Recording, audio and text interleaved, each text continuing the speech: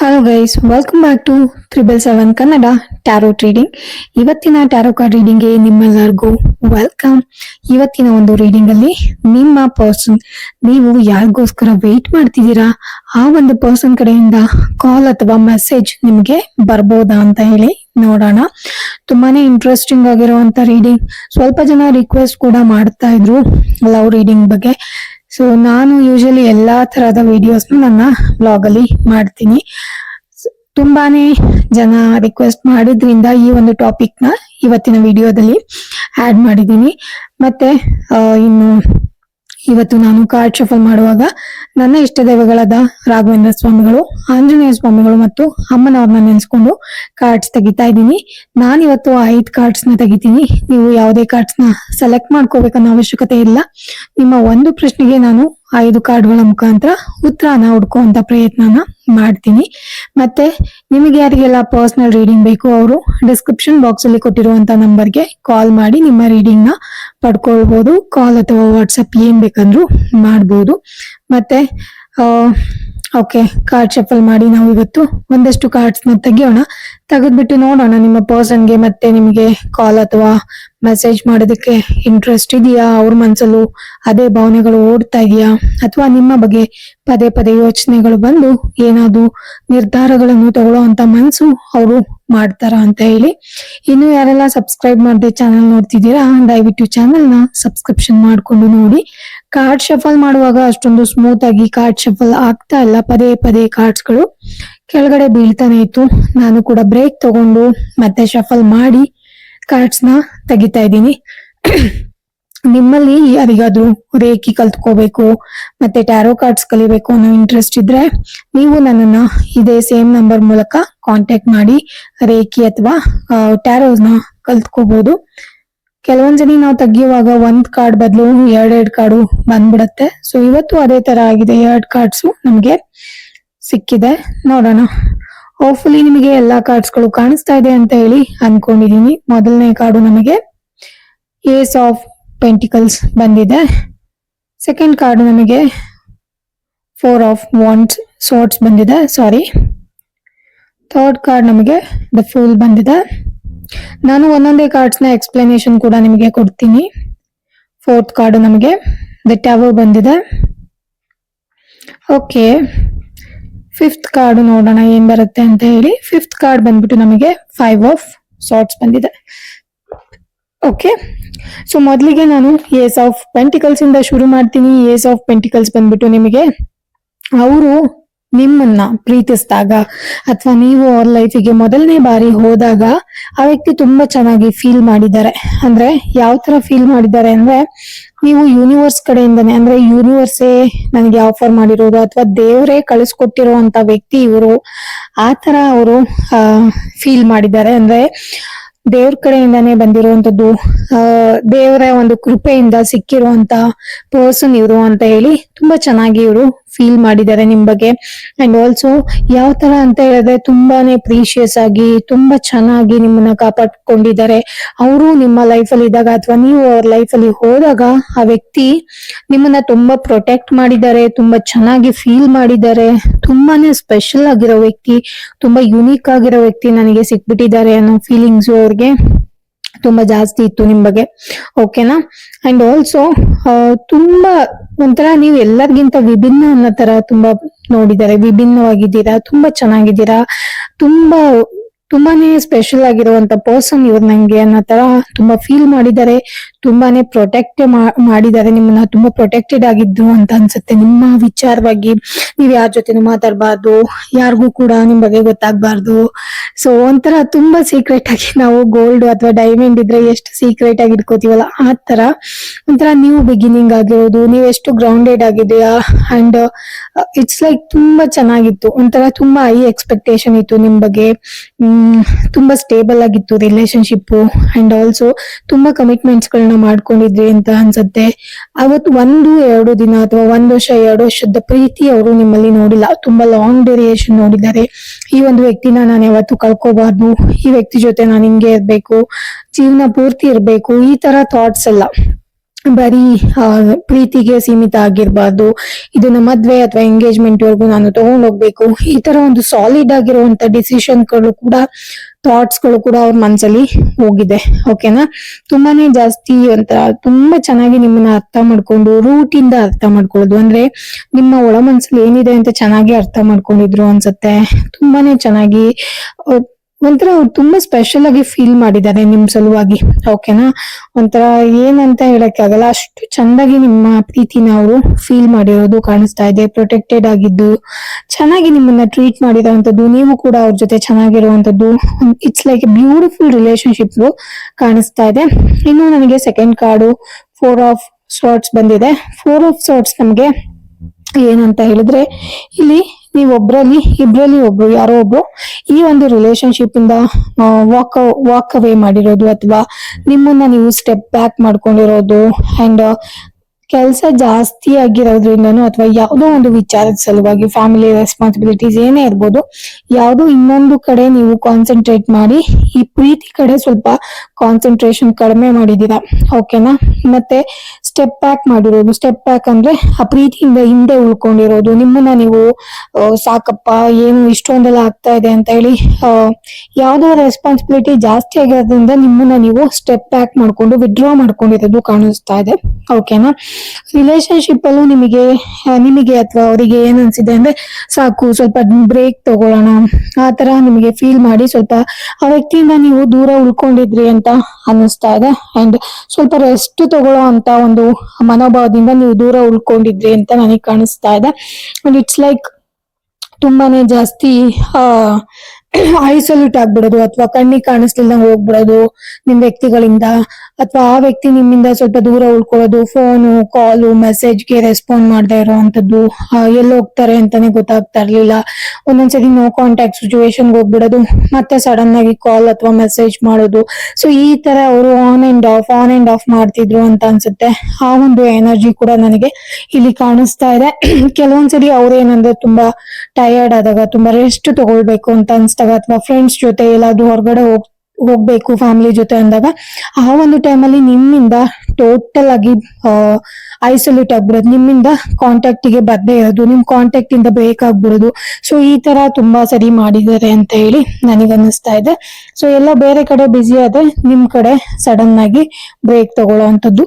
So ಈ ತರ ಒಂದು ಎನರ್ಜಿ ನನಗೆ ಕಾಣಿಸ್ತಾ ಇದೆ, ಅದು ಕೂಡ ಆಗಿರ್ಬೋದು. ಅಂಡ್ ನಂಗೆ ಥರ್ಡ್ ಕಾರ್ಡು ದ ಫೂಲ್ ಬಂದಿರೋದ್ರಿಂದ, ಫೂಲ್ ಬಂದ್ಬಿಟ್ಟು ಈ ಒಂದು ನಿಮ್ಮ ಯಾರ ಬಗ್ಗೆ ನೀವು ಒಂದು ರೀಡಿಂಗ್ ನೋಡ್ತಿದ್ದೀರಾ ಆ ಒಂದು ವ್ಯಕ್ತಿನ ರೆಪ್ರೆಸೆಂಟ್ ಮಾಡ್ತಿದೆ. ಅವರ ಎನರ್ಜಿ ಯಾವ ತರ ಇದೆ ಅಂತ ಹೇಳಿದ್ರೆ, ಆ ಒಂದು ವ್ಯಕ್ತಿನ ಯಾರು ಕೂಡ ಟೈ ಡೌನ್ ಮಾಡಕ್ಕಾಗಲ್ಲ. ನೀನ್ ಹಿಂಗೆ ಇರ್ಬೇಕು, ನೀನ್ ಹಿಂಗೆ ನನ್ನ ಹತ್ರನೇ ಇರ್ಬೇಕು, ಅಥವಾ ನಾನು ಹೇಳಿದ್ದೆ ಕೇಳ್ಬೇಕು, ನಾವೊಂದ್ ಪ್ಲಾನ್ ಮಾಡೋಣ, ಅಥವಾ ನಾವೇನ್ ಅನ್ಕೊಂಡಿದೀವಿ ಅದೇ ತರ ಹೋಗೋಣ. ಸೊ ಆ ತರ ಎಲ್ಲ ಹೇಳಿದ್ರೆ ಆ ವ್ಯಕ್ತಿ ಕೇಳೋ ಅಂತ ವ್ಯಕ್ತಿ ಅಲ್ಲ. ಬಿಕಾಸ್ ಆ ವ್ಯಕ್ತಿ ಎನರ್ಜಿ ಬಂದ್ಬಿಟ್ಟು ಒಂಥರ ಫ್ರೀ ಸ್ಪಿರಿಟ್ ತರ ಇದೆ. ಓಕೆ, ಫ್ರೀ ಸ್ಪಿರಿಟ್ ಅಂತ ಹೇಳಿದ್ರೆ ಯಾವ ತರ ಅಂದ್ರೆ, ಅವರು ಒಳ್ಳೆಯವರೇ, ಅವ್ರ ಮನ್ಸು ಪ್ಯೂರ್ ಆಗೇ ಇದೆ, ಇಂಟೆನ್ಷನ್ಸ್ ಚೆನ್ನಾಗಿದೆ, ಹೊಸದನ್ನ ಬೇಗ ಶುರು ಮಾಡ್ತಾರೆ. ಬಟ್ ಆದ್ರೆ ಅವ್ರನ್ನ ಯಾರು ಕಟ್ ಹಾಕೋದಕ್ಕೆ ಸಾಧ್ಯ ಆಗಲ್ಲ. ಅವ್ರ ಹತ್ರ ಯಾವ್ದೇ ತರ ಪ್ರಾಮಿಸ್ ನ ತಗೊಳ್ಳೋದಕ್ಕೆ ನಿಮ್ಗೆ ಸಾಧ್ಯ ಆಗಲ್ಲ, ತುಂಬಾನೇ ಕಷ್ಟ ಆಗತ್ತೆ. ಬಿಕಾಸ್ ಅವ್ರ ಎನರ್ಜಿ ಆ ತರ ಇದೆ. ಅವರು ಯಾರ ಒಂದು ಅಂಡರ್ ಅಲ್ಲೂ ಇರೋದಕ್ಕೆ ಇಷ್ಟಪಡಲ್ಲ.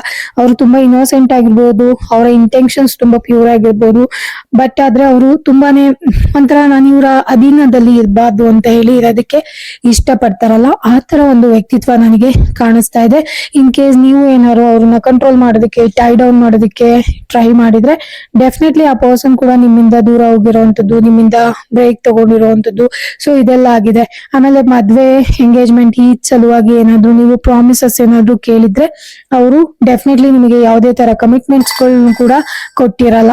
ಏನು ಕಮಿಟ್ಮೆಂಟ್ಸ್ ನ ಅವರು ಕೊಟ್ಟು ಇರಲ್ಲ, ಕೊಡೋದಕ್ಕೆ ಅವ್ರು ರೆಡಿನೂ ಇರಲ್ಲ. ಆ ಟೈಮಲ್ಲಿ ನೀವೇ ಕೆಲವೊಂದ್ಸರಿ ಅವ್ರನ್ನ ಕಂಟ್ರೋಲ್ ಮಾಡೋದಕ್ಕೆ ಟ್ರೈ ಮಾಡಿದಾಗ ಅವರು ಸಡನ್ ಆಗಿ ರೆಬಲ್ ಆಗಿರೋದು, ಸಡನ್ ಆಗಿ ಸಿಟ್ ಮಾಡಿರೋದು, ಅದೆಲ್ಲ ಇಲ್ಲಿ ಕಾಣಿಸ್ತಾ ಇದೆ.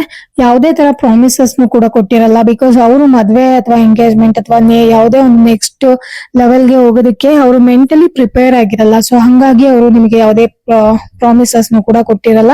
ಅಂಡ್ ಈ ವ್ಯಕ್ತಿ ಯಾವ ತರ ಅಂದ್ರೆ, ಐ ಡೋಂಟ್ ಕೇರ್, ನಾನ್ ಇಷ್ಟ ನನ್ನ ಇಷ್ಟದ ಪ್ರಕಾರ ಇರ್ತೀನಿ, ನನಗೆ ಅದು ಕೇಳಂಗಿಲ್ಲ, ನನಗೆ ಏನ್ ಅನ್ಸುತ್ತೆ ಅದನ್ನ ನಾನು ಮಾಡ್ತೀನಿ ಅಂತ ಎಲ್ಲ ಹೇಳ್ತಾರಲ್ಲ. ಸೊ ಆ ತರ ಒಂದು ವ್ಯಕ್ತಿತ್ವ. ಅಟ್ ದ ಸೇಮ್ ಟೈಮ್ ಇವ್ರು ತುಂಬಾ ಟ್ರಾವೆಲ್ ಮಾಡೋದಕ್ಕೆ ಇಷ್ಟಪಡ್ತಾರೆ ಅಂತ ಅನಿಸ್ತಾ ಇದೆ. ಫ್ರೆಂಡ್ಸು ಫ್ಯಾಮಿಲಿ ಜೊತೆ ತುಂಬಾ ಟ್ರಾವೆಲ್ ಮಾಡಿದಾಗ ನಿಮ್ಮಿಂದ ನೋ ಕಾಂಟ್ಯಾಕ್ಟ್ ಹೋಗಿರೋ ಅಂತ ಚಾನ್ಸಸ್ ಕೂಡ ತುಂಬಾ ಜಾಸ್ತಿ ಇದೆ. ಇದೊಂದು ಪಾಸಿಟಿವ್ ಕಾರ್ಡ್ ಆಗಿದ್ರು ಕೂಡ ವ್ಯಕ್ತಿತ್ವದ ಬಗ್ಗೆ ತಗೊಂಡಾಗ ಅವರು ಐ ಡೋಂಟ್ ಕೇರ್ ಅನ್ನೋ ತರನೇ ಇರ್ತಾರೆ. ಓಕೆನಾ. ಇನ್ನು ನೆಕ್ಸ್ಟ್ ಕಾರ್ಡು ನಮಗೆ ಟವರ್ ಬಂದಿರೋದ್ರಿಂದ ಈ ಎಲ್ಲಾ ಸ್ವಭಾವಗಳನ್ನು ನೋಡಿ ನೋಡಿ ನೋಡಿ ನಿಮಗೂ ಅವರ ಒಂದು ಆನ್ ಅಂಡ್ ಆಫ್ ಏನು ಇವರು ಸ್ಟೇಬಲ್ ಆಗಿ ಇರಲ್ಲ, ಮತ್ತೆ ಒಂದ್ ಸ್ವಲ್ಪ ದಿನ ಚೆನ್ನಾಗಿರ್ತಾರೆ, ಇನ್ನೊಂದ್ ಸ್ವಲ್ಪ ದಿನ ಹಿಂಗ್ ಮಾಡ್ತಾರೆ. ಇದೆಲ್ಲ ನೋಡಿ ನೋಡಿ ನೋಡಿ ನಿಮ್ಗೂ ಸಾಕಾಗಿ ನಿಮ್ಮ ಮತ್ತೆ ಅವರ ಮಧ್ಯೆ ಡೆಫಿನೆಟ್ಲಿ ಒಂದು ಬ್ರೇಕಪ್ ಆಗಿರುವಂತದ್ದು, ತುಂಬಾ ದೊಡ್ಡ ಹ್ಯೂಜ್ ಬ್ರೇಕಪ್ ಅಂದ್ರೆ ತುಂಬಾ ಜಗಳಗಳಾಗಿರುವಂತದ್ದು, ಸಡನ್ ಆಗಿ ಶಾಕಿಂಗ್ ತರ ಆಗಿರುವಂತದ್ದು, ಅಥವಾ ಏನಾದ್ರೂ ಹ್ಯಾಶ್ ಆಗಿ ಮಾತಾಡಿರುವಂತದ್ದು, ನೀವು ಕೂಡ ಎಕ್ಸ್ಪೆಕ್ಟ್ ಮಾಡಿರಲ್ಲ, ಅವರು ಕೂಡ ಎಕ್ಸ್ಪೆಕ್ಟ್ ಮಾಡಿರಲ್ಲ. ಸಡನ್ ಆಗಿ ಇಬ್ರು ಒಬ್ರಿಗೊಬ್ರು ರೈಸ್ ಆಗಿರುವಂತದ್ದು, ಒಬ್ರಿಗೊಬ್ರು ಜಗಳ ಆಡ್ಕೊಂಡಿರುವಂತದ್ದು. ಸೊ ಈ ತರ ಯಾವ ತರ ಆಗಿದೆ ಅಂತ ಹೇಳಿದ್ರೆ, ಇನ್ನೇನು ನಾವಿಬ್ರು ಒಂದಾಗೋದಕ್ಕೆ ಆಗೋದೇ ಇಲ್ಲ, ಎಲ್ಲ ಮುಗೀತು ಈ ರಿಲೇಶನ್ಶಿಪ್ ಅಲ್ಲಿ ಅನ್ನೋ ತರ ಒಂದು ದೊಡ್ಡ ಡೆಸ್ಟ್ರಾಯ್ ಆಗಿರುವಂತದ್ದು ಕಾಣಿಸ್ತಾ ಇದೆ. ಒಂಥರ ಎಂಡ್ ಆಗಿರುವಂತದ್ದು, ಯಾವ್ದೋ ಒಂದು ರಿಲೇಶನ್ಶಿಪ್ ಕಂಪ್ಲೀಟ್ ಆಗಿ ಎಂಡ್ ಆಗಿರುವಂತದ್ದು ಕಾಣಿಸ್ತಾ ಇದೆ. ಅಂಡ್ ತುಂಬಾ ಶಾಕ್ ಆಗಿರ್ಬೋದು, ನಿಮಗೂ ಕೂಡ ಶಾಕ್, ಅವ್ರಿಗೂ ಕೂಡ ಶಾಕ್.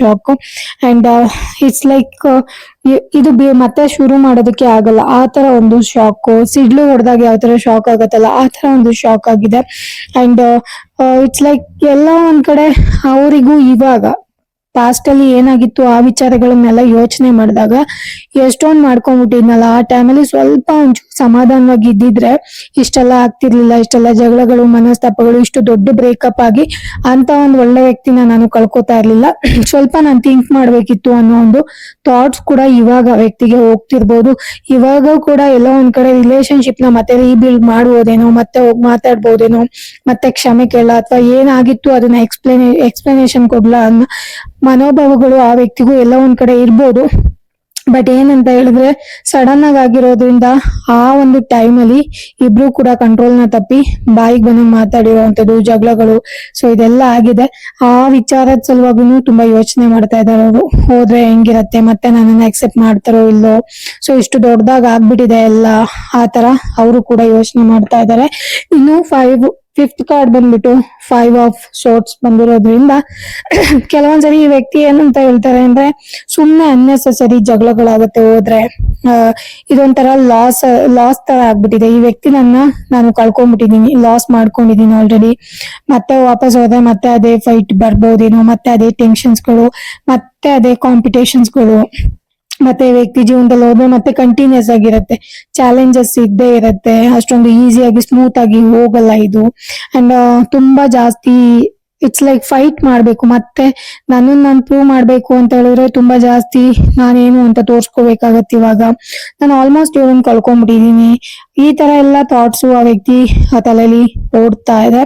ಅಂಡ್ ನನಗೆ 3 ಆಫ್ ವಾಂಡ್ಸ್ ಬಂದಿರೋದ್ರಿಂದ ಮೊದ್ಲು ಏನೆಲ್ಲ ಆಗಿತ್ತು ಆ ವಿಚಾರದ ಬಗ್ಗೆ ಈ ವ್ಯಕ್ತಿಗೆ ತುಂಬಾನೇ ಜಾಸ್ತಿ ಹಾರ್ಟ್ ಬ್ರೇಕಿಂಗ್ ಆಗಿದೆ.